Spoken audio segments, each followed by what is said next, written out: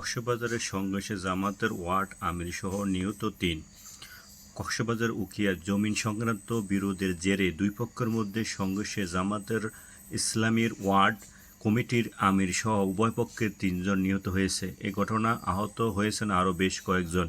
রোববার অর্থাৎ ৬ এপ্রিল দুপুরে স্থানীয় ৯ নম্বর ওয়ার্ডে ইপির সদস্য মোহাম্মদ হেলাল উদ্দিন ঘটনার সত্যতা নিশ্চিত করে বলেন, সকাল ১১টার দিকে উখিয়া উপজেলায় রাজাফালং ইউনিয়নে কুতুবফাল পশ্চিম পাড়ায় এই ঘটনা ঘটে। নিহতরা হলেন একই এলাকার নজির হোসাইনের ছেলে আব্দুল আল মামুন বয়স ৪৫, মোহাম্মদ হোসাইনের ছেলে আব্দুল মান্নান বয়স ৩৬ ও তার বোন শাহিনা বেগম বয়স ৩৮।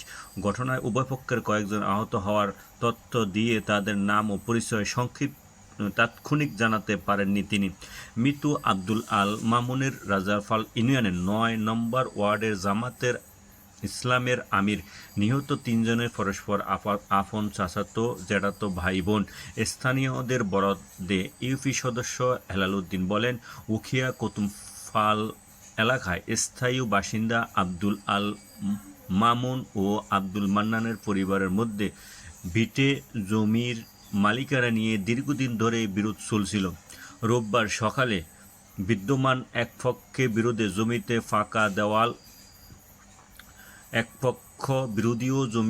ফাঁকা দেওয়াল নির্মাণ শুরু করে। এ নিয়ে উভয় পক্ষের মধ্যে প্রথমে তর্ক বিতর্ক এবং পরে তা সংঘর্ষের রূপ নেয়। এতে উভয় পক্ষের ধারালো দাওয়াসহ লাঠিসোঁটা ও দেশীয় অস্ত্র নিয়ে সংঘর্ষে জড়িয়ে পড়েন। তিনি বলেন, সংঘর্ষে উভয় পক্ষের বেশ কয়েকজন আহত হয়। পরে আহতদের উদ্ধার করে কুতুবফালং সংস্থার চিকিৎসক ৩ জনকে মৃত ঘোষণা করেন।